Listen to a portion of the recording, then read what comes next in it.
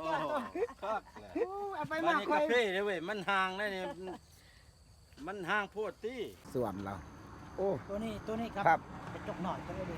ภาพบรรยากาศม่วนเนาะเป็นส่วนโพดทางโพดก็เป็นส่วนกาแฟเนาะจ้ะอันนี้เป็น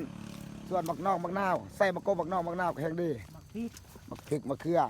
สลี เด้เป็น พอได้กินกันว่าเฮาม ะเกี้ยงบ่เนี่ย เกี้ยงแล้วเว้ยมาเกี้ยง โอ้ คือว่ากกน้อยอักมากดกพี่น้องนี่มาเล่นบ้านส่วนเพิ่นมาแนะนำจานเพิ่นวิธีการใส่ปุ๋ยเพิ่นโอ้หมากเป็นตาสะออนนี่เลยหมากบักอย่างพี่น้องอันนี้กับ เอาปีป้ายเลย ต่อยอดบ่ โกกอันนี้ ชื่อเอานำบริษัทจีนโยปักช่อง โอ้ บริษัทจีน มีน้องป้าพี่น้องโอ้อุดมสมบูรณ์พี่น้องทางบ้านกกไห้เฮา มัน เปลี่ยนบักม่วง กำลังเฮ็ด ทุกอย่างเนาะมีหมดทงไห้ทงหน้าภาพพี่น้องภาพบรรยากาศภาพเบื้องหน้าก็เป็นส่วนอย่างส่วนกาแฟ หน้าตา ทางเดินเพิ่นก็ปลูกทุเรียน หน้ายอด นี่นายอดเพิ่นสิใส่นายอด พวกสิเฮ็ด อ่า พวกสิเริ่มปีนี้นี่ ตัวสิงไข่อบหมูอบหมาเนาะ ไข่นี่เลือกเพื่ออะไร จนแก่หมดนะตัวสิงไข่ ต่อก็ได้นี่ นี่ ที่มาชื่อ โอ้อุดมสมบูรณ์เนาะ นี่กับเพต่อได้เดือนไป ห่าใส่รถ เดี๋ยวเฮ็ดคอยเหมาะบัด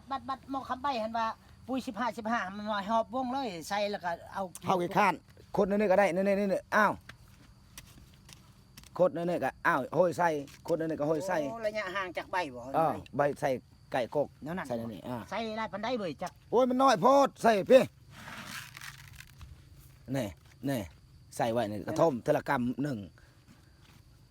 ทมไว้เดี๋ยวนี้เนาะ เนาะไปแต่ละกกไปคน แนวนั้นเนาะ นี่ใส่ หรือว่าไก่กกก็ได้ย่านหักบ่ทันหอดก็ใส่ไก่กกก็ได้หรือว่า เดี๋ยวนี้ แล้ว เนาะ ก็เพลงยังไงแม่นแต่ว่า แมน บัดเฮาใช้ต่อไปอีกเฮาขุดทางเบื้องได้อีก เบิ่งหันอีกเบิ่งนี่อีก เบื้องนี้อีก โอ้ แนมกล้องเพ่ขอบใจเด้อหัวหน้านี่เนี่ยเขาผู้ดีบ่อีสักนี่ พอดีแล้วใส่ไว้ขนาดนี้โอ้มือหนึงได้บ่หากกมันก็ใส่ ได้ คั พั น น ว่า ว่า เป็ เป็น นสิมาเอกผู้นั้นและสิได้เฮ็ด ผู้หนึงขุดผู้หนึงใส่ผู้หนึงทมก็ได้ นั่น คันเอาโห้ยทั้งก็ได้ มาได้เฮ็ดตัวนี้บ่แม่นผู้เดียวค่อยได้2คนเด้ก็ค่อยสิให้มาหมด2 เอาจะได้ผัวโหเมียบ่โหเนาะ แม่นแล้วเว้ยต้อง กล้วย รู้หมด2นี่เฮาใส่2คน เป็นปลากล้วยเป็นปลาเดรันทุเรียน นี่จะเบิ่งนี่ซ้ำนี่เด้อนี่เด้อมันของแม่นบ่ซ้ำ แม่นใส่ไว้รถ บ้าน ปุ้ย นี้ของ ปุ้ยอันนี้บ่แม่นเคมีมันเอิ้นว่าปรับปรุงสภาพดินเฮาบ่งามเลยเฮ็ดให้ดิน ข อ่ อ อน อนุญาตถามนี่คันว่ามันผิดพลาดตัวนี้นั่นจะให้ประกันได้บ่เว้ยผู้ ได้ ได้บ่ แม่นขอจำหน่ายปุ้ยคันว่ามันคันจะไปใส่ไก่กกมันลวกมันตายคือกันได้ นี่ได้นี่จะเบิ่งนี่ เอ มัน อ บอกตี บ่เป็นหยัง อะไรคันเป็นอันนี้อันนั้นสิว่าเด้อเว้ยเฮา บ่เป็นหยัง ตีขึ้นได้ นี่ทุเรียนคือกัน เออ หักทุเรียนคุ้ม ทุเรียนก็ได้ ได้ปุ้ยจะได้ใส่ทุกอย่างให้ทุเรียนแห้งมาก ทุเรียนแนวได้เว้ยก็ใส่เว้ย หักทุเรียนตัวนี้มันบ่มีคุ้มมันเป็นนี่เนาะมันเป็นเห็ดคือโทน บ่มีคุ้มก็เฮาขุดเป็นนะเฮาอยากรู้ เอาก็เบิ่งหากฮอดใส่หากตัวอย่างหากฮอดเนี่ย พี่เลยหากมันอยู่เทิงพี่ได้ จังเขาก็ ไม่ ก ได้ ดมงนี่อันนี้ บ่เป็นเฮาโหยเลยเนาะนี่บ่นั่นแหละ โหยันหากมันอยู่ไหนเขาขุดเอา ขุดในหนึงบ่ เศร้าขุดอันนั้นแล้ว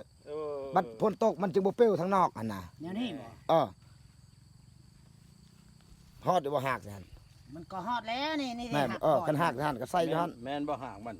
แม่นอ้ายของมัน เออ เพียงใดใบมันไปเพียง ใส่ นั้นได้ ใส่สองเบื้องเนาะสองข้าง แม่ เนาะ นแม่นใส่ มื้อหน้าใส่ครั้งหนึงอีก แม่น มันบ่แม่นกันนี่ใบมันละกันมันหั่น สำใบเลย สำใบมันเนาะ แม่น เออ กระเพาะคือกันดิแม่นบ่ อ่า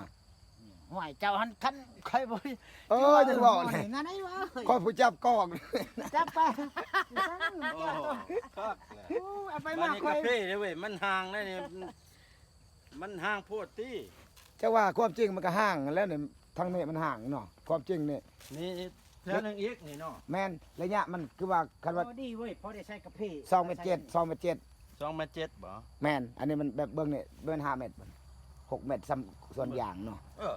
บ่เวียดหัน เอา เนาะ อีก ว่า บั ส ดหนึ่ง บาย ได้ คันว่า ที่ มันเกิดมันเป็นหันรถเขาหัน โอ้ เนาะได้จะสิแบกได้บ่ รถเข้ามันก็แต่ละแถวด้วยนี่โอ้ย สำนี่เขาเอาเบกมันบ่กว้างไปได้ มันกินเนื้อที่เฮาขนาดปลูกที่เฮาได้หลายกก ปลูกอีกเนาะนี่เนาะ แม่น แล้วหนึงอีกถือ อันนี้มันซ้ำส่วนยางพาราเนาะถ้ายางไว้เฮกตาร์หนึงอยู่นี่ได้บ่จัก2หลายกกคันเฮาปลูกที่เฮาได้ แนวลุงเฮาว่าอยากมีแนวอื่นปลูกอีกก็พวกเฮาเห็น มึงเทื่อเพิ่นสิปลูกทดลองทดเรียน เชื่อมีเด้ตัวหน้าเด้ นี่แบบสิเด้ ถึกเด้นะอันนี้ถึก อ่า มีแต่นี่จะเบิ่งอีนี่ ซ้ำนี่ใช้ได้ตินี่ซ้ำนี่ ได้ใส่มัดใส่ได้มัด ได้บ่ ได้ บัดนี้ขออนุญาตถามหันมันมีบอลกกน้อยๆตัวหันบ่ฮอดเดือนหัน กกอีหยัง เบื้องพูดดินใหม่หันบ่ฮอดเดือนก็ได้บ่ปู่ใส่ได้บ่ ใส่ได้มัด